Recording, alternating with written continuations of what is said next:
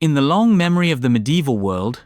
few documents have endured with the strange, quiet power of the travel account written by the Arab diplomat Ahmad ibn Fadlan in the early 10th century. He was not a soldier, not a conqueror, not a chronicler of kings. He was a careful observer, a man trained in religious law and courtly etiquette, sent northward from the brilliant, sun-warmed city of Baghdad in the year 921 on a mission that would carry him far beyond the comfortable borders of the Islamic world. The Caliph al-Muqtadir had received a request from the king of the Volga Bulgars, a ruler newly converted to Islam who wished for scholars, builders, and teachers to help shape his young kingdom along the great river that curved through the forests and steppes of the distant north. Ibn Fadlan was chosen as the secretary of this embassy, and he could not have known, as the caravan set out from the gates of Baghdad, with its camels, its gifts, and its long lines of attendants, that he was riding toward a moment that would echo through more than 1,000 years of human curiosity. He was riding toward the Volga, toward the encampments of a people he would call the Rusiya, and toward a single afternoon on a riverbank that would burn itself into his memory and into the written record of human civilization in a way few experiences ever do. To understand the weight of what Ibn Fadlan witnessed in 922, it is necessary to understand the world that produced him and the world that received him, because these were two civilizations separated by language, climate, faith, and custom, yet bound together by the slow, persistent threads of trade. Baghdad in the early 10th century was perhaps the most sophisticated city on earth, a place of vast libraries, observatories, hospitals, and markets where goods from China, India, Africa, and the Mediterranean passed through the hands of merchants who spoke a dozen languages. Scholars debated philosophy in shaded courtyards. Astronomers traced the movements of the stars with instruments of polished brass, and poets refined the Arabic language into forms of breathtaking precision. It was a civilization that valued cleanliness, order, written contracts, and the careful weighing of silver coins. Its caliphate stretched across thousands of miles, but its ambitions reached even further, sending diplomats and missionaries into regions where Islam was still only a rumor carried by traders. The journey northward to the Volga Bulgars was one such mission, and it required Ibn Fadlan and his companions to leave behind the warm certainties of their world and travel for months across landscapes that grew progressively stranger, colder, and more silent. The route they followed passed through Persia, across the great plateau of Khwarazm, and into the endless grasslands beyond the Aral Sea. They crossed rivers that froze so solidly that loaded wagons could pass over them. They endured winters of such severity that Ibn Fadlan wrote with quiet astonishment of beards turning to ice and of men dying simply from the bite of the wind. They moved among Turkic tribes whose customs unsettled him, whose food disturbed his religious sensibilities, and whose hospitality he nevertheless recorded with the patient discipline of a trained observer. He noted everything: the patterns of marriage, the methods of burial, the prayers and superstitions, the food served, the way women carried themselves, the way leaders sat among their people. By the time he reached the lands of the Volga Bulgars in the spring of 922, he had already seen more of the world than most men of his age would see in a lifetime, and yet the most extraordinary chapter of his journey had not yet begun.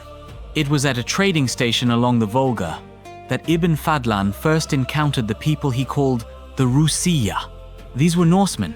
descendants of the Scandinavian seafarers who had pressed eastward through the river systems of what is today Russia, establishing networks of trade that linked the Baltic to the Caspian.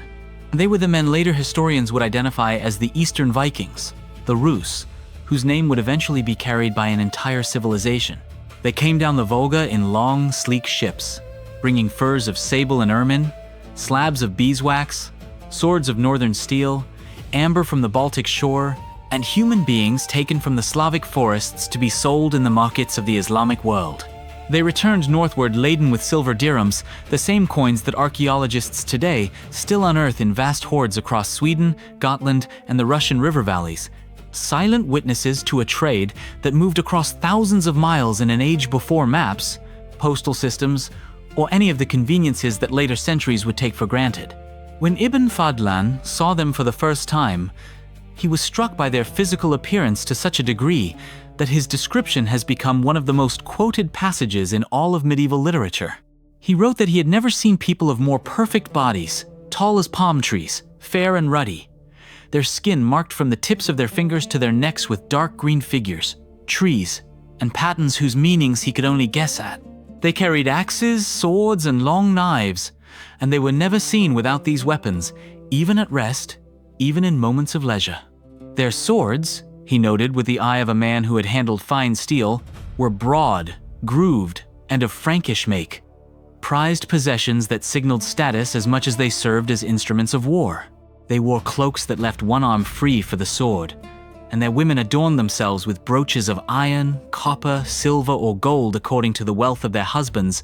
and around their necks hung strings of green glass beads which they treasured above almost any other ornament. Yet Ibn Fadlan, a man of careful religious devotion who washed himself many times each day according to the rituals of his faith,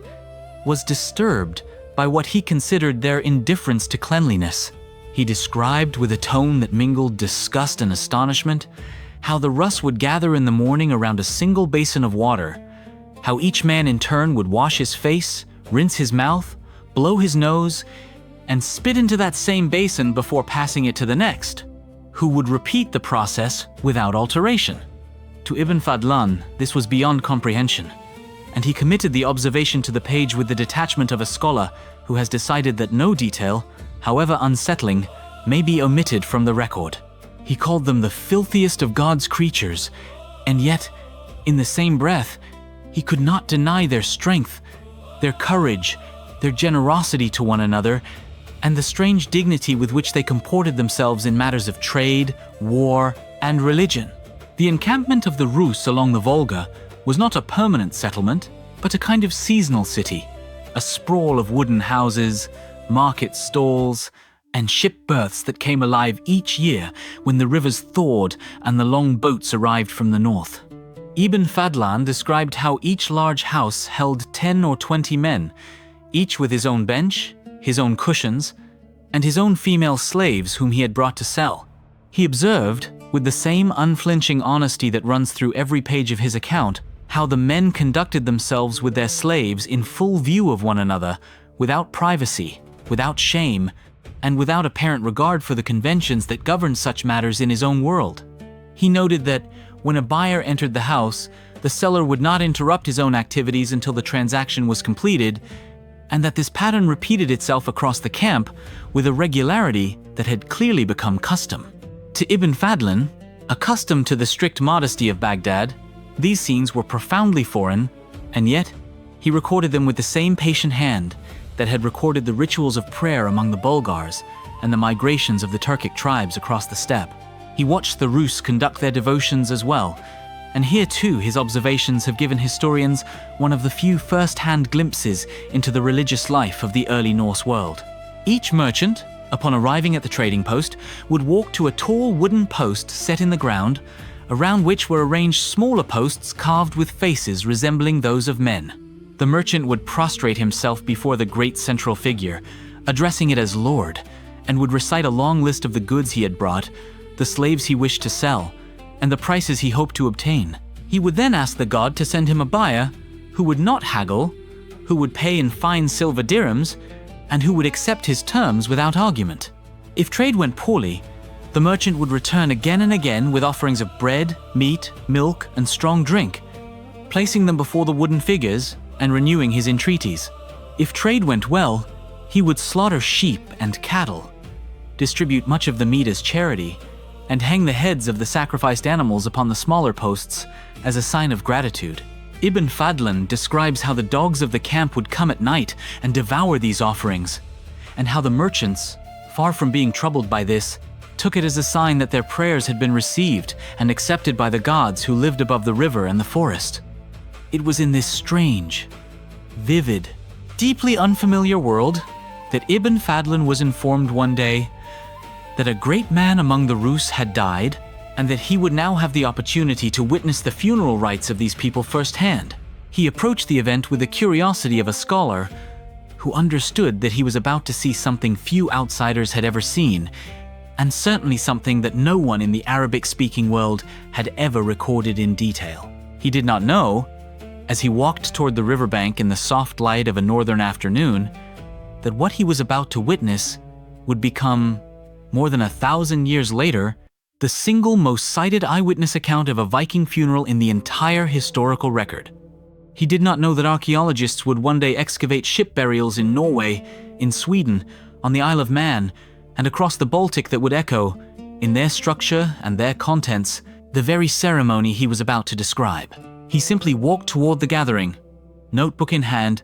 and prepared to observe. The first thing he learned was that when a poor man died among the Rus, his companions built a small boat, placed his body within it, and burned both the boat and the body together in a brief and modest ceremony. But when a great man died, the rites were of an entirely different magnitude. The wealth of the deceased was divided into 3 parts. 1/3 was given to his family. 1/3 was used to provide the clothing and ornaments that would accompany him into the afterlife. And 1/3 was used to purchase the vast quantities of strong drink that would be consumed during the days of mourning and celebration that preceded the burning of the ship. Ibn Fadlan noted with a quiet precision that the Rus drank this liquor without restraint during these days,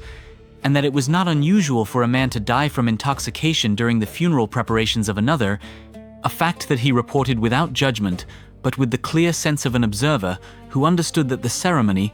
was as much about the living as it was about the dead. When the chieftain in question had died, his body was placed in a temporary grave, a kind of wooden chamber dug into the earth and covered with a roof, where it remained for 10 days while the preparations were made. During these 10 days, the women of the household sewed his funeral garments, cutting and stitching cloth of fine brocade, fastening gold buttons, and preparing a hat of brocade trimmed with sable that would crown his head when he was finally placed upon the ship. While these preparations continued, the slaves of the dead man were gathered together, and a question was put to them, a question that Ibn Fadlan recorded in words that have lost none of their weight in the long centuries since. The question was simple: which of you will die with him? And it was understood by everyone present, by the men who asked it and by the slaves who heard it, that the one who answered would not be coerced, would not be forced, would not be dragged unwilling into the fire, but would in some sense step forward into a fate that the culture had prepared for her long before she ever knew it would be hers. A young woman among the slaves answered that she would. From the moment she spoke, her status changed entirely. She was no longer a slave in the ordinary sense. She was given 2 other young women to attend her, to wash her feet, to bring her food and drink, and to remain at her side at all times. She was dressed in fine clothing, adorned with ornaments, and treated with a deference that no slave in the camp had ever known. She drank wine each day. She sang. She laughed. She moved through the encampment with an apparent lightness that Ibn Fadlan struggled to interpret, because he could not tell whether her cheerfulness was the genuine joy of one who believed she was about to enter paradise, or the suspended awareness of a young woman who had been swept up in a current too powerful for her to resist, or some combination of the two that perhaps even she herself could not have described. He watched her, and he wrote down what he saw, and he allowed the ambiguity of her condition to remain in the record exactly as he had perceived it. On the day of the funeral, the great longship of the dead chieftain was hauled from the water and placed upon a wooden platform on the riverbank, supported by 4 posts of birchwood and surrounded by carved wooden figures resembling human beings. Around the ship, the people of the encampment gathered. Men and women, children and elders, traders from distant lands and warriors of the chieftain's own household, all of them speaking in the soft murmur of a crowd awaiting something solemn. On the deck of the ship, a tent of fine cloth was raised, and within the tent a bench was placed, and upon the bench were laid cushions of brocade and silk. An old woman, whom Ibn Fadlan called the Angel of Death, entered the tent and arranged everything with the care of a person who had performed this duty many times before. She was, he wrote, a stout woman, neither young nor old, severe in her features and silent in her movements, and she was the one whose hand would carry out the final act of the ceremony. The body of the chieftain was lifted from the temporary grave where it had lain for 10 days, and Ibn Fadlan, who had expected to find the corpse already corrupted by the warmth of the season, was surprised to observe that it had not changed in any visible way. The skin had darkened slightly from the cold of the earth, but otherwise the body remained as it had been on the day of death. And the men around him took this as a sign that the chieftain had been favored by the gods and was destined for a place of honor among them. The body was washed, and then it was dressed in the garments that the women had prepared. The trousers, the leggings, the boots, the tunic, and finally, the brocade kaftan with its gold buttons and the high cap of brocade trimmed with sable. He was carried with great care onto the ship and placed upon the bench within the tent, his back resting against the cushions, his legs arranged before him, and around him, the attendants placed the objects he would need in the afterlife. They placed strong drink beside him, and fruits, and a stringed instrument, whose name Ibn Fadlan did not record, but whose shape he described in enough detail that later scholars have recognized it as a kind of lyre common in the Norse world. They placed bread and meat and onions before him, and they laid his weapons at his side, the sword that had served him in life, the axe that marked his rank, and the long knife that no Rus warrior was ever without. Then the sacrifices began. A dog was brought forward, and it was cut in two, and the halves were thrown onto the ship. 2 horses were led to the riverbank, and the men ran them in circles until they sweated and trembled, and then they killed them with their swords, dismembered them, and placed their pieces upon the deck. 2 cows were treated in the same manner, and a rooster and a hen were beheaded and tossed onto the ship as well. Each of these sacrifices, Ibn Fadlan understood, carried meaning within the spiritual world of the Rus,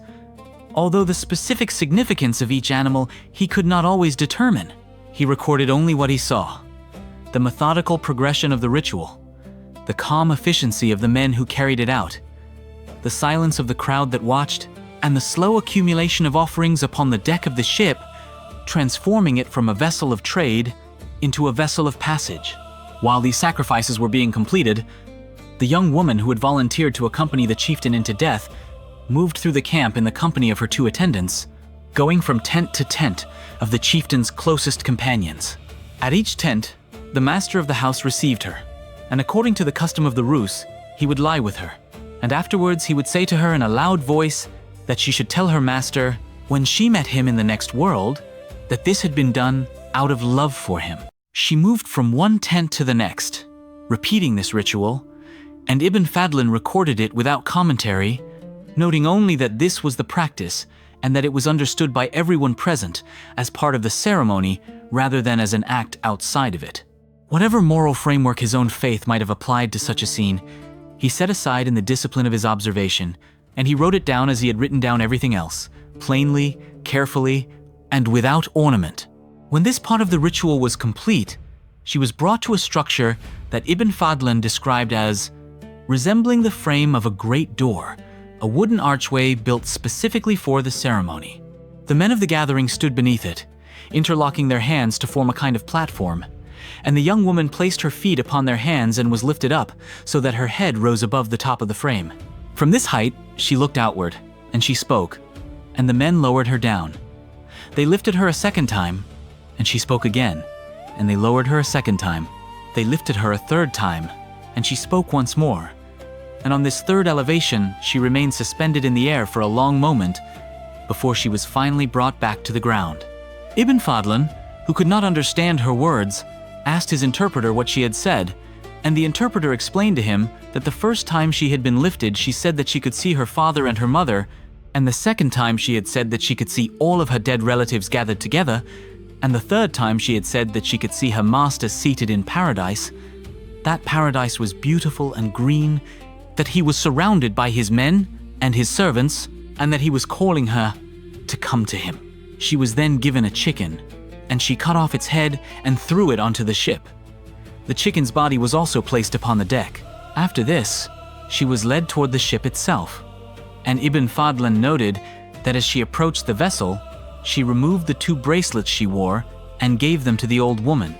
the angel of death, who had been waiting for her. She also removed the 2 anklets she wore and gave them to the 2 young women who had served her during the days of preparation, and these 2 young women were the daughters of the angel of death, who had inherited the duties of their mother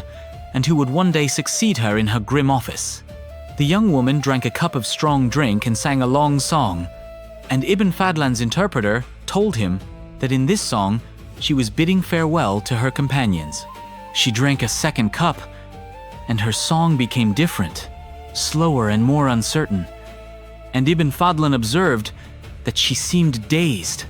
as though the wine and the weight of the moment had begun to gather upon her. The old woman took her by the hand and led her toward the tent that had been raised upon the ship. And at the threshold of the tent, the young woman hesitated. She seemed, in Ibn Fadlan's description, to want to enter and at the same time to want to remain outside, as though her body and her will had separated from one another, and the old woman placed a hand upon her head and guided her gently but firmly across the threshold and into the tent where the body of her master lay. At this moment, the warriors who stood around the ship began to strike their shields with wooden staves, beating them in a steady, deliberate rhythm that grew louder as the ritual approached its conclusion. Ibn Fadlan understood that this was done so that the cries of the young woman would not be heard by the other slave girls of the encampment, lest they grow afraid and refuse, in future ceremonies, to volunteer as she had done. The sound of the shields filled the riverbank, deep and continuous, drowning every other sound beneath its weight. Within the tent, 6 men entered together with the young woman, and there, in a passage that Ibn Fadlan recorded with the same unflinching honesty that marks every line of his account, the final act of the ceremony was carried out. The angel of death wrapped a thick cord around the young woman's neck and gave the 2 ends to 2 of the men, who pulled tightly upon them, while the old woman drew a wide-bladed dagger and pressed it between the woman's ribs in a slow and practiced motion. The young woman's life ended within the tent, her body laid beside that of her master upon the bench of cushions and silk, and the men emerged in silence from the tent, while the warriors outside continued to strike their shields until the final notes of the rhythm faded into the air above the river. Then came the moment of the fire. The closest male relative of the dead chieftain stepped forward, and according to the custom of the Rus, he was naked, holding a flaming torch in his hand. He walked backwards toward the ship, his free hand covering his face, and he set the wood beneath the vessel alight. The other men of the gathering came forward with their own torches, and within moments, the entire ship was wrapped in flame. Ibn Fadlan stood upon the riverbank and watched as the fire rose into the northern sky, consuming the ship, the chieftain, the young woman, the animals, the food, the weapons, and the cushions of brocade and silk. He wrote that the flames moved with extraordinary speed, that the heat was so intense that the spectators stepped back from the riverbank, and that within an hour, the ship and everything within it had been reduced to ashes. A man of the Rus standing beside him, observing his expression, spoke to him through the interpreter and said that the Arabs were foolish to bury their dead in the earth where they were eaten by worms and insects, while the Rus burned their dead in an instant so that they passed at once into paradise. The man laughed as he said this, and Ibn Fadlan recorded the words without reply, noting only that this was the belief of the Rus and that they held it with conviction. When the fire had finished its work and the embers had begun to cool upon the riverbank, the Rus gathered the ashes and the charred fragments of wood and built above them a great mound of earth. Upon the summit of this mound, they placed a wooden post, and upon the post, they carved the name of the dead chieftain, along with the name of the king of the Rus, under whose authority he had served. Then, without further ceremony, the gathering dispersed. The traders returned to their houses and their goods, the warriors returned to their ships, the women returned to their work, and the riverbank, which had only hours before held one of the most elaborate rituals of the medieval world, returned to the quiet rhythm of an ordinary trading station along the Volga. Ibn Fadlan returned to the lodgings that had been provided for him, and there, by the light of a small lamp, he set down upon the page everything he had seen in the careful, measured prose that was the discipline of his profession. He did not embellish. He did not exaggerate. He did not soften what had been harsh, nor did he sharpen what had been ordinary. He wrote what he had observed, and in doing so, he created a document that would survive the collapse of his own civilization, the rise and fall of empires, the slow turning of 1,000 years, and the eventual rediscovery of the Viking world by scholars who would read his words with astonishment and recognition. The account that Ibn Fadlan composed upon his return to Baghdad was preserved in fragments, copied by later scholars, and eventually rediscovered in a manuscript found in the city of Mashhad in the early 20th century. For many centuries before that rediscovery, his words had been known only through quotations preserved in the geographical encyclopedias of later Arabic writers, and even these quotations had been enough to suggest that something extraordinary had been recorded by an early traveler in the lands of the Rus. When the Mashhad manuscript was finally examined and translated in the modern era, it became clear that Ibn Fadlan had given the world a window into the Viking past unlike any other source. The Norse themselves left almost no written records of their own funeral practices in the period before their conversion to Christianity. The Icelandic sagas, written down 2 or 3 centuries after the events they describe, contain echoes and fragments of older customs, but they are works of literature shaped by the values and concerns of a later, Christianized society. The runestones of Scandinavia preserve names and brief inscriptions, but they cannot describe rituals in detail. Archaeology has uncovered ship burials of remarkable richness. The great mounds at Oseberg and Gokstad in Norway, the boat graves at Vendel and Valskerd in Sweden, the burial at Sutton Hoo in England that belongs to a related Anglo-Saxon tradition, and the many smaller graves scattered across the northern world. But archaeology, for all its power, can only show the silent residue of ritual, the objects that remained after the ceremony was finished. It cannot show the words spoken, the songs sung, the gestures made, the moments of hesitation, the rhythm of the shields, the weight of the cord, the look in the eyes of the young woman who climbed upon the wooden frame and described what she saw beyond it. Only Ibn Fadlan can show these things, and this is why his account has become, across the long centuries since it was written,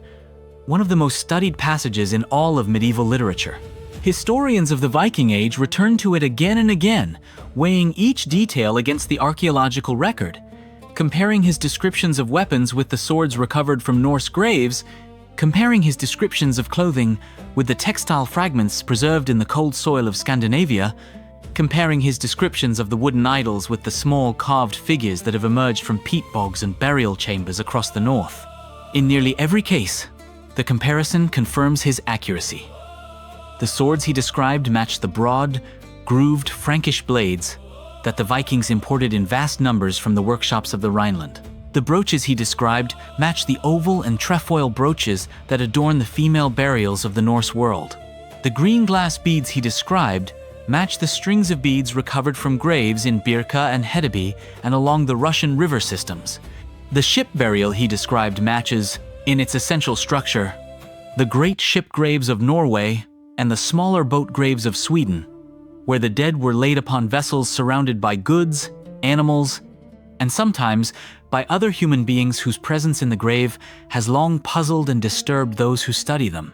The most haunting of these archaeological echoes is the recurring discovery, across the Viking world, of secondary burials within the graves of high-status individuals. At Oseberg in Norway, where a magnificent ship was buried in the year 834 to contain the remains of a woman of extraordinary rank, a second woman was found beside her, older, of lower status, her presence in the grave still the subject of scholarly debate. At Birka in Sweden, in graves of warriors and aristocrats, the remains of additional individuals have been found whose position and condition suggest that they did not die naturally. At Flakstad in Norway, scientific analysis of the bones recovered from a multiple burial revealed that the individuals interred together had eaten very different diets during their lives, indicating that the lower status persons in the grave were almost certainly slaves who had been killed to accompany their masters into death. At a site at Stengate in Denmark, 2 men were buried together, one of them decapitated and bound, the other laid out in honor, a configuration that speaks with terrible clarity to the kind of ceremony Ibn Fadlan witnessed on the Volga. These discoveries, scattered across the Norse world and dating from a wide range of periods, suggest that the practice he described was not an isolated event, but part of a broader pattern of belief and behavior that extended from the eastern rivers to the western islands, from the early Viking Age to its closing centuries. What this pattern reveals is a civilization in which the relationships between masters and slaves, between the living and the dead, between the visible world and the world beyond it, were structured in ways that the modern mind struggles to enter without recoil. The Norse believed, in the period before their conversion to Christianity, that the afterlife required preparation, that the great dead did not travel alone, that companionship in death was both a sign of status and a practical necessity for the journey to the halls of the gods. They believed that the boundaries between the worlds could be crossed, that a chieftain's soul might move from the burning ship to the green meadows of paradise in a single passage of fire, and that those who accompanied him would share, in some manner, in the honor of his arrival. They built their ships not only to carry them across the seas of the living, but to carry them across the unseen waters that separated this world from the next. And they invested in their funeral ceremonies the wealth, the labor, and the human lives that they believed the journey required. To them, what Ibn Fadlan witnessed was not horror, but reverence, not cruelty, but devotion, not the violation of a young woman's life, but its consecration to the highest purpose their religion knew. And yet the modern reader, like Ibn Fadlan himself,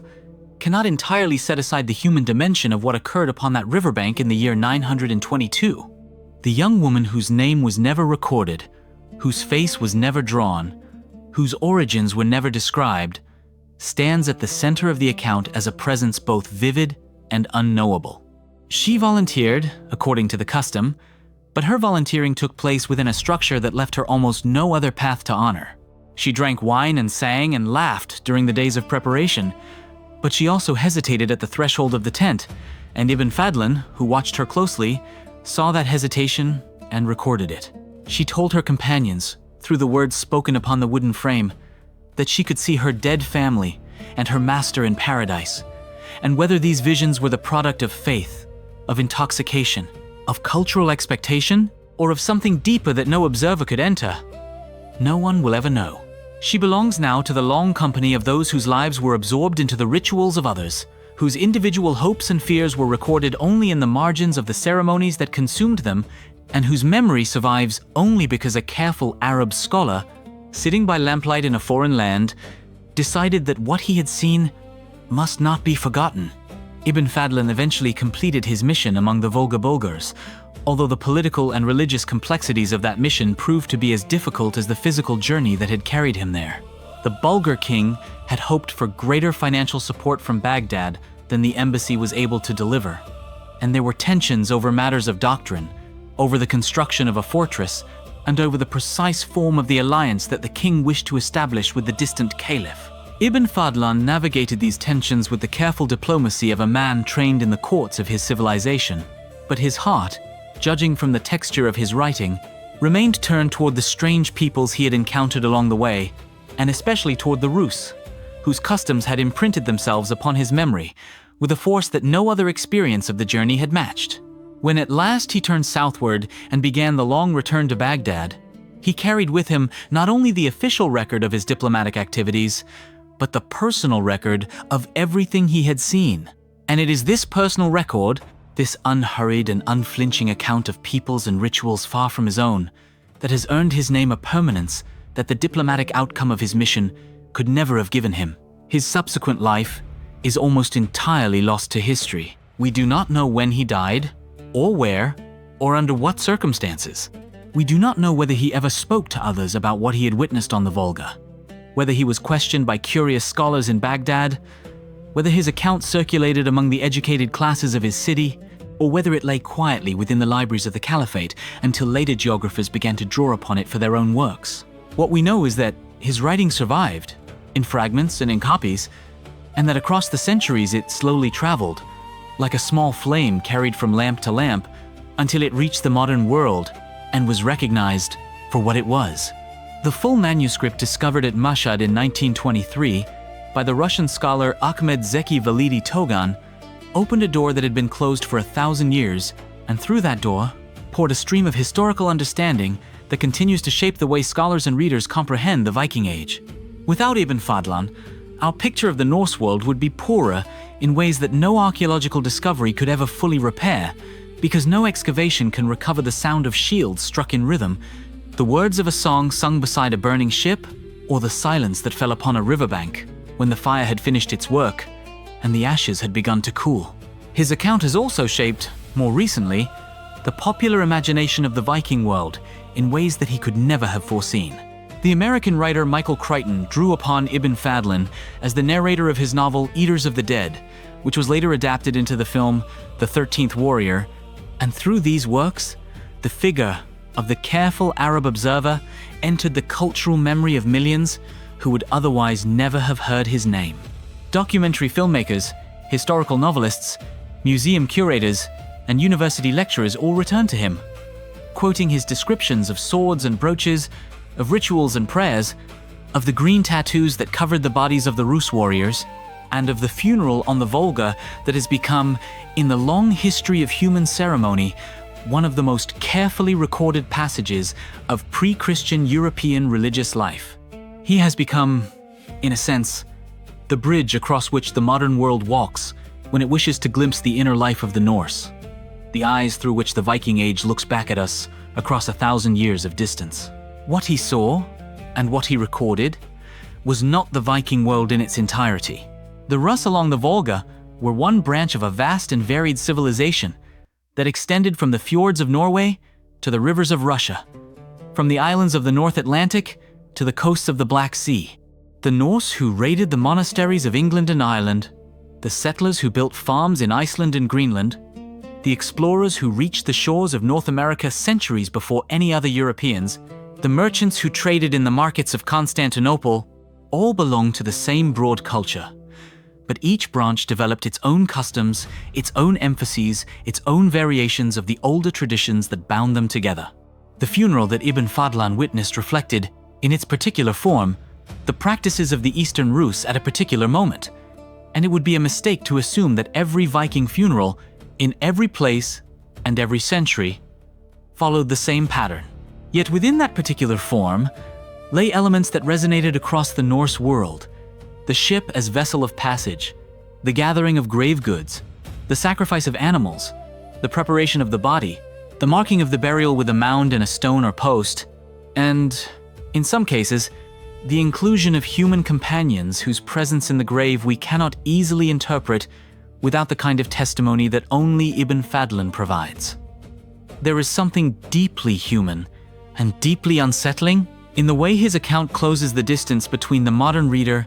and a world that should, by every reasonable measure, lie beyond reach. We read his words and we stand beside him on the riverbank. We see the ship raised upon its wooden platform. We see the body of the chieftain dressed in brocade and seated within the tent. We see the young woman lifted upon the wooden frame,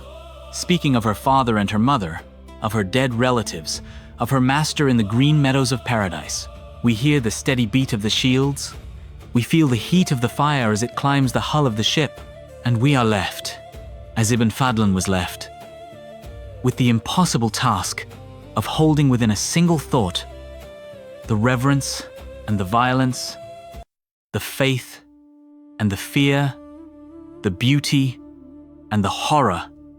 of what we have witnessed. He did not resolve that contradiction in his writing, and we should not pretend that we can resolve it in our reading. The funeral on the Volga belongs to a world whose moral framework was not ours,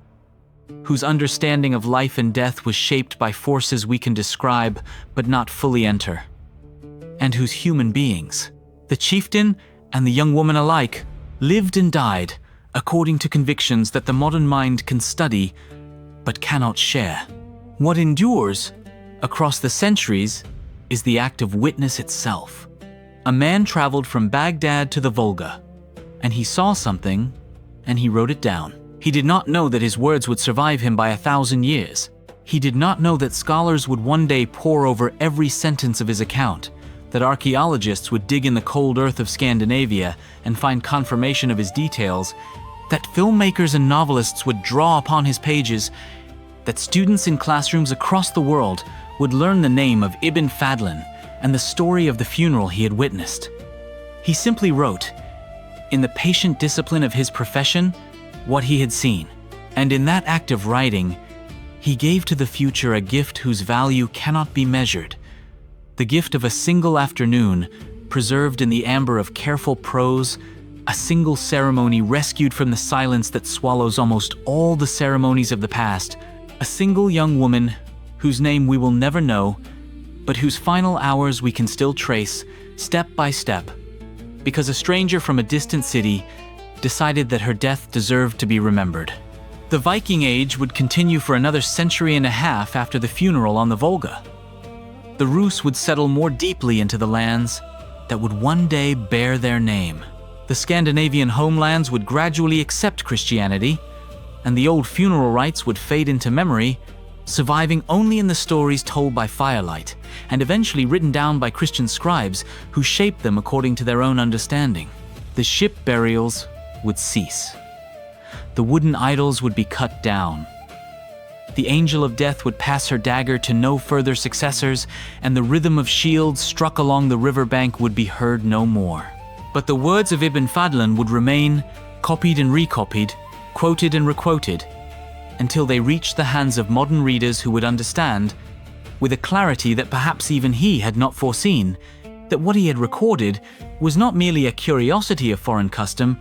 but a document of human experience whose weight only deepens with the passage of time. And so, on a quiet riverbank in the year 922, beneath a northern sky that has long since changed its stars, a ceremony took place that would outlive every empire of its age, preserved by the steady hand of a single observer whose only weapon was attention, and whose only legacy was the truth of what he had seen. In the long centuries that followed the funeral on the Volga, the world that Ibn Fadlan had glimpsed underwent transformations so profound that the rituals he described came to seem, even to the descendants of the Rus themselves, like echoes from a half-remembered dream. The Eastern Vikings, who had built their trading settlements along the great rivers of what is now Russia and Ukraine, gradually merged with the Slavic populations among whom they lived, adopting their language, intermarrying with their families, and eventually accepting their religion when, in the year 988, the ruler Vladimir of Kiev led his people into the waters of the Dnieper to be baptized into the Christian faith. The wooden idols that Ibn Fadlan had described so carefully, with their carved faces and their offerings of bread and meat,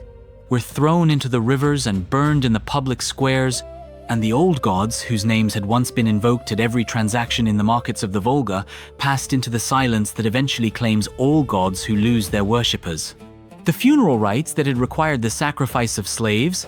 the burning of ships, and the construction of mounds gave way to the quieter rituals of Orthodox Christianity, with its prayers for the dead, les encens, les icônes, and its conviction that no soul required the company of another to find its way into the next world. A similar transformation unfolded in the Scandinavian homelands, although it followed a different rhythm and unfolded across a longer span of time. In Denmark, the King Harald Bluetooth raised, around the year 965, a great runestone at Jelling proclaiming that he had made the Danes Christian, and although the conversion of his people was neither as sudden nor as complete as the inscription suggested, the stone marked the beginning of a long process by which the old religion was gradually displaced by the new. In Norway, the kings Olaf Tryggvason and Olaf Haraldsson, the latter eventually canonized as Saint Olaf, pressed the conversion of their kingdom with a combination of persuasion and force that left deep marks upon the land and its memory. In Sweden, the process unfolded more slowly, and the great temple at Uppsala, where, according to the chronicler Adam of Bremen, sacrifices of men and animals were still being offered in the 11th century, remained a center of the old religion for generations after its neighbors had turned to the new faith. In Iceland, the conversion took place in the year 1000 by a remarkable act of legal compromise, when the law speaker Þorgeir Ljósvetningagoði, after lying beneath a cloak for a day and a night in silent contemplation, declared that the island would adopt Christianity as its public religion while permitting certain old practices to continue privately for a time. Across all these regions, the funeral customs that Ibn Fadlan had described in such detail receded into the past, replaced by the burial of the dead in consecrated ground, in coffins of plain wood, with neither ships nor sacrifices nor companions to accompany them. Yet, even as the rituals faded, the memory of them persisted in unexpected forms. The Icelandic sagas, composed in the 13th and 14th centuries by Christian writers who looked back upon the pagan past with a complex mixture of pride and disapproval, preserved fragments of older funeral customs within their narratives. The saga of Egil Skallagrimsson describes the burial of the warrior Skallagrim in a mound with his horse, his weapons, and his smithing tools, a configuration that echoes the kind of grave goods Ibn Fadlan had observed. The saga of the Volsungs and the older heroic poems of the Poetic Edda contain references to funeral pyres, to the burning of ships, and to the descent of the dead into halls beyond the world of the living, all of which suggest that the practices Ibn Fadlan witnessed belonged to a tradition far older and far more widespread than any single ceremony along the Volga. The poem Beowulf, composed in Anglo-Saxon England but rooted in the same northern cultural world, opens with the description of a ship funeral in which the dead king Skildskifing is laid upon a vessel surrounded by treasures and sent out alone upon the sea, and closes with the burning of the hero's body upon a great pyre and the raising of a mound above his ashes. These literary echoes do not match Ibn Fadlan's account in every detail, but they preserve enough of its essential structure to confirm that he had witnessed something authentic, something that belonged to the deep cultural inheritance of the Germanic peoples and not merely to the particular practices of a single trading community along a single river. The archaeological record, as the modern era has uncovered it, has only deepened this understanding. The great ship burials of Norway, raised between the 8th and 10th centuries, have yielded vessels of breathtaking craftsmanship, preserved in the wet clay of their burial mounds for more than 1,000 years. The Oseberg ship, discovered in 1904 and now displayed in a museum built specifically to house it, was found to contain the bodies of 2 women, an extraordinary array of textiles, carved wooden objects, sleds, a wagon, and the bones of horses, oxen, and dogs that had been sacrificed and placed within the burial. The Gokstad ship, discovered in 1880, contained the body of a powerful man buried with his weapons, his horses, and his hunting dogs. The boat graves of Vendel and Valsgärd in central Sweden, dating from the centuries before the Viking Age proper, established a tradition that the later Norse would continue and elaborate. Across the Norse world, from the Isle of Man to the islands of the Baltic, from the coasts of Ireland to the shores of the White Sea, archaeologists have uncovered ship and boat burials in such numbers that the practice can no longer be regarded as exceptional. It was, for the Norse aristocracy of the Viking Age, a recognized form of high-status burial, and Ibn Fadlan's account must be read as the description of one example, exceptionally detailed and exceptionally well-preserved, of a custom that shaped the funerary landscape of an entire civilization. What sets his account apart is not the structure of the ceremony, which the archaeology now confirms in many of its essential features, but the human texture that only an eyewitness can supply. Archaeology can show us the ship, but only Ibn Fadlan can show us the men who pulled it from the water and placed it upon the wooden platform on the riverbank. Archaeology can show us the bones of the sacrificed animals, but only Ibn Fadlan can show us the moment when the horses were run until they sweated and then dispatched with swords. Archaeology can show us the remains of the secondary burials, the slaves and companions who accompanied the great dead. But only Ibn Fadlan can show us the young woman who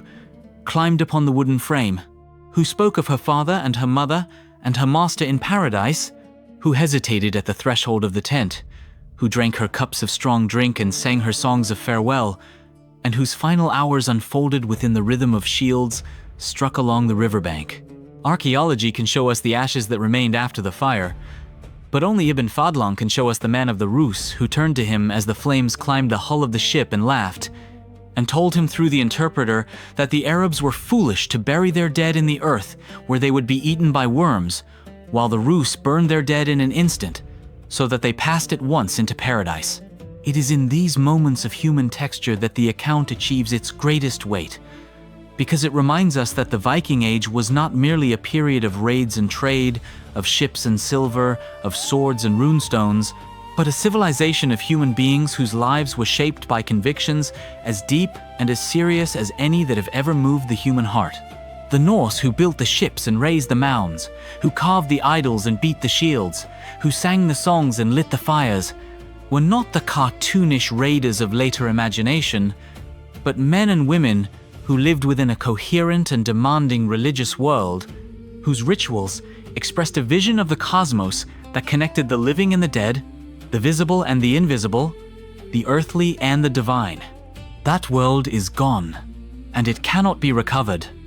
but its outline can be glimpsed through the words of those who saw it before it vanished. And Ibn Fadlan stands first among those witnesses, his account preserved by the long chain of copyists and scholars who recognized,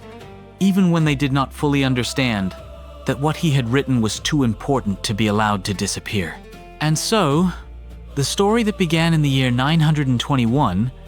when a careful Arab scholar set out from Baghdad with a diplomatic embassy bound for the distant kingdom of the Volga Bulgars, ends not in 922,